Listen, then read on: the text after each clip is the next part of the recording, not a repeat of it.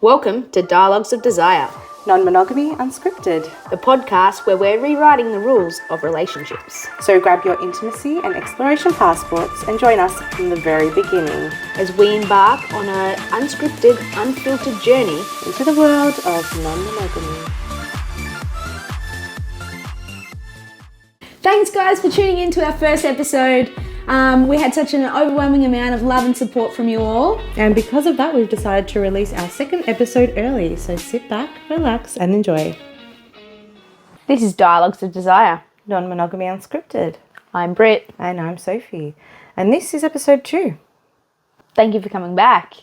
Yeah, well, as our first episode spoke about, I've been in one relationship and that was a monogamous relationship.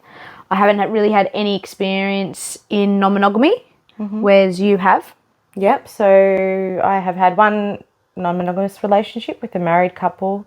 It was about 10 years ago, early 20s. Do you want me to go into that now? Yeah. So I knew a woman, I was friends with somebody and she started talking to me one day about her experiences of non-monogamy. Her and her husband had played with women before. Throughout their marriage and I don't know, maybe before. So I was curious about that because I'd never done it, just asking questions about what it was like, I guess. And then eventually her and I ended up starting to sleep together with her husband's knowledge. Her husband wasn't involved at this point. And then he got involved and then we all kind of were together, I guess. I was in my early 20s. They were just under 40, so there was a bit of an age gap, but it was nice. It did have its challenges, which I guess we'll talk about another time, but it was all consensual. I guess it kind of organically formed into a bit of a triad. It wasn't secret amongst my friends and most of their friends, but obviously their kids weren't aware of what was going on. I was just a friend and I think that was a respectful and just necessary at that time. And yeah, it was going on for just over a year. We did a lot together. It wasn't just sex. It was dinners and parties and movie nights. So yeah, it kind of... So it was a relationship? Yeah, I'd say it was a relationship. It eventuated into that. Obviously, my experience is my own. They may have different perspectives on it, but they definitely escalated whilst we started, or when we started to kind of start seeing each other a bit more.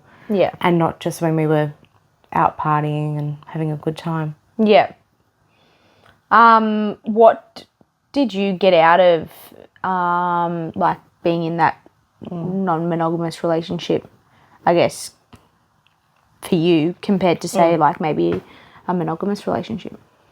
Well, I guess at the time I wasn't seeing anybody and I got, sex, which was great. But I also felt quite strong and empowered and I still felt like I could do my own thing. I wasn't tied down, but I also had that affection because it did end up being quite affectionate. She looked after me when I had my wisdom teeth out and made sure I took my medication and we kind of looked out for each other. Yep. But I guess it was just, I had kind of like the best of both worlds of being single but also being cared for by a partner. I would have called them my partners, yeah. You just spoke about how they both were a bit older than you. Do you think you were taken advantage of?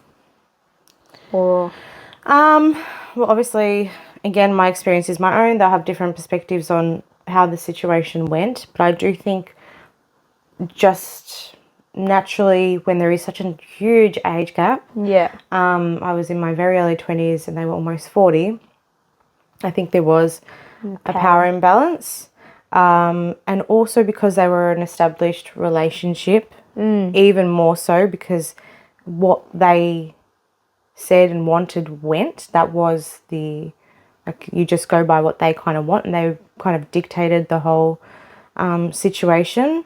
And because there weren't any boundaries really on my part, so it was... Well, Yeah. Were you able to like, you didn't really... I didn't really voice what I Yeah. wanted at any point in time. I was just doing it, which I wanted it, don't get me wrong. I wanted the sex and I wanted, I liked the affection and things.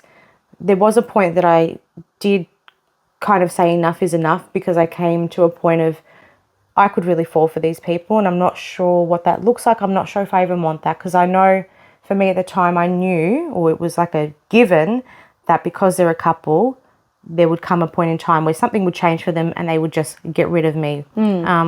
So I was like, I don't want to get hurt. So I kind of did distance myself, but then they did come back and kind of explain to me how much they cared for me. And I was like, well, all right, fuck it. I'll just go for it, knowing that I could potentially get hurt. Yeah. Yeah. So what ended it in the end? So I think in the end, a lot of feelings came in from myself and between myself and him. I think that's really what it was. I don't believe she thought that he could fall for me as hard as he did. Yeah. I would get called high maintenance and really odd things by her, which I kind of brushed off at the time, but because I knew they weren't true. I worked, I paid my own mortgage and paid my own bills. So I was like... anything but high maintenance, but yeah. But it's almost like having needs or wanting, I don't know. Yeah, I don't know what it was, but I was supposedly high maintenance. So I think it kind of ended because things started to come to light that weren't discussed previously. For example, we were talking about how I could kind of become an equal in their relationship. Yeah. And I said, well, you guys are married. I can't be married to you because you're already married. How can I possibly be an equal? And he started to mention a commitment ceremony and doing something like that. Yeah. When the kids had grown up and had moved out and all that sort of stuff. Did she know? I don't know if she knew that that's what he wanted. Yeah, I don't know. I think when we had a discussion once, I think she was probably a little bit taken aback. I don't think she did know how close him and I were, I believe. Yeah. Because she would go to sleep and him and I would stay up talking or fucking or whatever. And he would take me home after we would all get together, so we got closer there. And yeah, I don't know, I think she just didn't think he would fall for me like he did. So my understanding of it all was she was away and she then sent me a message saying that I had ruined her life, as well as her husband. So him and I combined had ruined her life. And that was basically it. So I reached out to him to say, I think we need to have a chat between him and I. I couldn't speak to her due to logistics of things at that time. Yep. And he basically said to me that I had to speak to her and mend the relationship with her or the friendship with her before he would speak to me. And that's when I realised this is not an equal partnership and this is also not what I want. Yeah. It wasn't fair on me, because really all I was looking for at that point, I kind of knew that was the end. I didn't want to be a part of it. It was really hurtful what she said to me, considering that she had kind of been the one to facilitate it. Yeah, that's exactly right. So, yeah, all I wanted was closure. He couldn't give that to me, so I wasn't going to pretend to be okay with the way she spoke to me. So that just kind of ended. Like, obviously, you and I are now going down the non-monogamy path. But just say that I'm not here. Would you do the whole married couple thing again? Or would you kind of stay away from that kind of thing and kind of find other relationships with other people, or just like head towards a threesome-y kind of vibes, or I think if you weren't in the picture, just I was single, I was so hurt in that situation. It took me, my heart was broken, and the fact that they kind of still had each other. Yeah. Like the whole relationship ruptured, but they still had them and could lean on each other, whereas I didn't have anybody. So knowing that, I wouldn't get into another relationship like that. Yeah. Unless there were big discussions. But I don't think I would get with a quite established couple. The only way it could happen is if I had separate relationships with each of them, and then we had our own thing altogether. But we would have to have separate relationships that everyone was okay with. Yeah. Yeah. But I also don't like the idea of just being a plaything for a couple either. Like, if you want to fuck or bring a third into your relationship, hire a sex worker. You know when it starts, you know when it ends. You exchange money, that's it. Yeah. I think sometimes unicorn hunters can be quite predatory especially on the apps.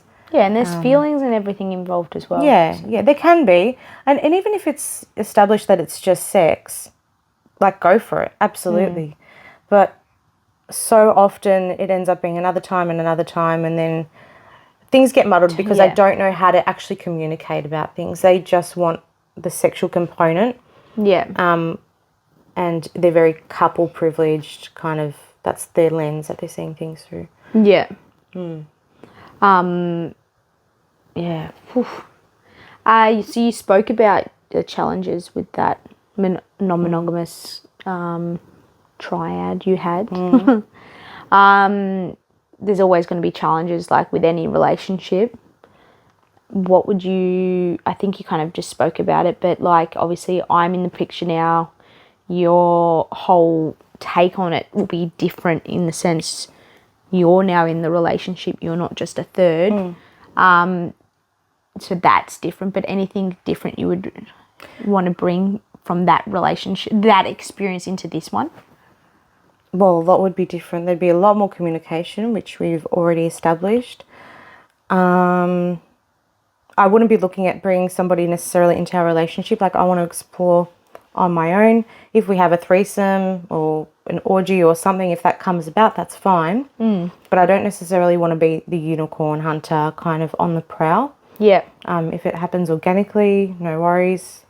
If you wanted to do it quite purposefully, I've got a few people that I know that I think would be into it. But I wouldn't want to just be looking for someone to fuck. Yeah. Like, kind of, I don't know, go for a drink first, or if you know them, just ask them, I guess. Do you want to have a threesome? I'd be up for a threesome. Depends on who's involved. Yeah. Would you? Yeah, I'd be up for a threesome. Yeah, like, I don't think I would mind who was involved gender-based. I just would be more worried about your, like, cis men that have that egotisticness about them being like, fuck yeah, I've just fucked two chicks. That doesn't thrill me at all. But if me and the third, whoever it is, they're pleasing our Sophie goddess, definitely. And you too. Oh yeah, I'd definitely be pleased. But you know how I get when I'm pleasing you anyway. Like, we respect ourselves and we are goddesses, and, you know, without sounding wanky, but we are special and we don't want just anyone coming in. You can be excited to be in the situation. Yeah, fuck yeah. But don't be a dick about it. Yeah. Yeah. Just bring your dick. Otherwise, we've got a few. So it just needs to be respectful and not wanky. Yeah. Yeah. Completely. No, I already knew that we were on the same path there anyway. Yeah. Would you prefer, like, anybody in particular? Maybe, like just someone who's, someone that we know, maybe. Yes and no. I wouldn't want it to be a friend that we're always seeing, because I know that, like, that's can sometimes get awkward, and I wouldn't want that to ruin a friendship either. But maybe an acquaintance who we might have known. Yeah. But it's just like a kind of just a sexual thing. Yeah, I mean, I've got a few people that I've slept with that I still have on social media for whatever reason, that it was just sex, and it was really, really nice. They were really, really respectful. So I think, that's the sort of person I'd be thinking of if it was somebody that we knew. Yeah. Someone that is, trustworthy. Yeah, I just probably the only thing I would like cancel out would be like good friends. Actual friends. Okay. Yeah. Yeah. Maybe we can get a housemate. Let's not be that toxic, Jesus. Nah. So apart from threesomes, I guess that's not my primary idea of non-monogamy, I guess. It's not just having threesomes with us, but No. it's about exploring all types of situations and relationships. Yeah. What are you looking for? Connections with people. Yeah. I guess some of my kink stuff, looking at that, and maybe having a dynamic with somebody longer term to fulfill those kind of needs. Yeah. And just getting to know people. I just want to be open to exploring different things. Yeah. Yeah. Yeah, because there's obviously so many different forms of non-monogamy, which when I was doing my own research, I was like, phew.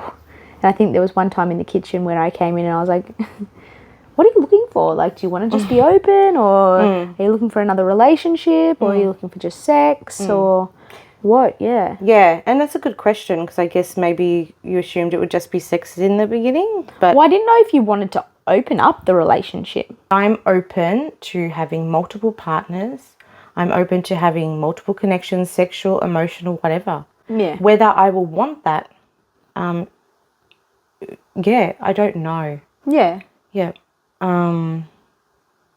Ideally with the kink stuff, it would be somebody long term that I can explore that dynamic with, because that is a dynamic that I really flourish in and I want to have ongoing.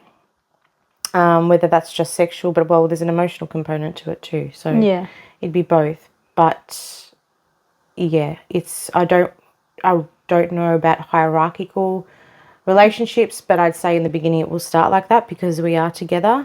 Yeah. And, we may live together at some point. So, they will be different to other relationships. I think our time, will be spending less time together if I meet somebody else or multiple other people. But we do spend a lot of time together, and all our time together at the moment. And that will be a big change. Yeah, it will be. I think it'll be good for us though. Yeah. But having said that, like, I also like my time alone, my alone time. I really, really cherish that, and I need it. And I can't regulate, I think, otherwise. It might be too much for me. I don't know. Yeah. But that's what will come with, as different dynamics. And if I meet people, different people they'll want different things. I'll be open with how much of myself I can give. And obviously, I'll be talking to you about what you're comfortable with as well. Yeah. During that time. But then I also have to be able to communicate how I'm feeling as well, and let you know, hey, I feel like obviously it will change, but be like, I feel like we do need to have some time together, like I miss that, or I might be stoked. I think you're fucking well.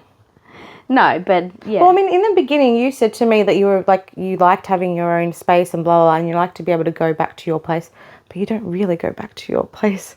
But you say that you do like that, and I think you do, and I think you love need to. that, but at the same time, I really actually enjoy hanging out with you. Yeah, me too. Which I don't actually.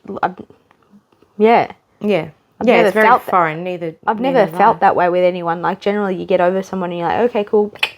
You do your for tonight, and I might see you at the end of the week or whatever. Yeah, it's become very comfortable very quickly. But that's also like the freaking lesbian U-Haul thing. No, I think it's but being able to also communicate that with you. But also you have a different schedule to me. I mean, my schedule at the moment is very different. But you're a nurse and I'm a shift worker. So it changes all the time. Yeah. So for now, I will be just exploring, getting on the apps.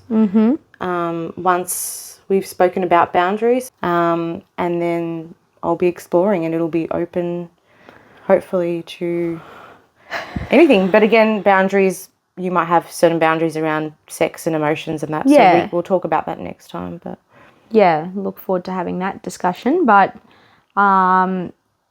in saying that, that's just to make sure that we both feel safe and there's no surprises. Yeah, and secure in this relationship. It's not going to work if we don't know where we stand, and that allows us to both know where we stand, what you know, what I'm comfortable with. I know what you're comfortable with, and what you're going to possibly be doing. But yeah, we just gotta. We're in this together, and as we've always said, which I think is what makes our relationship so special, is that we do choose each other. We know that we can walk out at any time, so we're not feeling suffocated or trapped in this relationship. If this doesn't work for me, I know that it will hurt, but I can leave. Like, I don't feel like I need to stay. Yeah. And I think that's huge. Huge. So we do choose each other every day, and that's huge. And I think that makes me feel secure in this relationship. Whether you're out having awesome as sex, just make sure you're leaving some for me. Always. I've been called insatiable before. No issue. But yeah, so whether it's that or whether you're in a relationship with another person, knowing that that's our motto in this. Yeah, we choose each other every day. Yeah, that makes me feel safe and secure in this relationship, that you still want me and want to choose me, and that this relationship can work. Yeah, that's right. And if it doesn't work, we talk about it, and I think I'll be even more cautious whenever it does start, and I will ask you questions, and I don't want to probe you, but I'll be wanting to make sure that you're not just saying things to appease me. I want you to really, if you are in it and accepting, I want you to be really accepting. Not necessarily, I'm not saying don't feel uncomfortable. There will be some parts that are uncomfortable. Oh, yeah, for sure. But I want you to just be authentic to yourself. Listen to myself. Yeah. And yeah, we'll see how we go. I don't know what it's going to look like, but that's what we're here for. And that's what's exciting, though. You don't know what freaking life has to offer and plan. I didn't realise I'd find you. And you might want to get on board as well. So who knows? And that will be the interesting world's our for me oyster. too. Yeah. Like, even though I want to do it and I know what I'm you wanting to possibly explore it will also bring up stuff for me as well. Huge. Yeah, because I know how I feel, and I know that I can love more than one person. But yeah, trusting that if you wanted to do it, that you would feel the same. Yeah. At the end of the day, though, as we say, we always choose each other, and we can always leave if we need to. So I think it can always work if we know that. And we know that it's not personal. Exactly. Yeah. As we said before, we'll be talking about boundaries next time.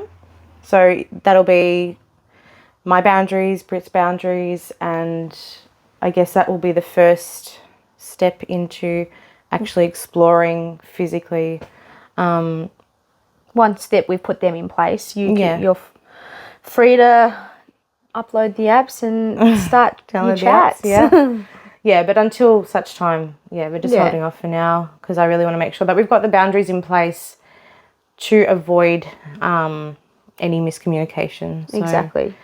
Yeah. So stay tuned for episode 3. Otherwise, we'll see you next time. Thank you. Bye. You can always follow. I feel so weak. You okay? I think it's just because of my arsehole.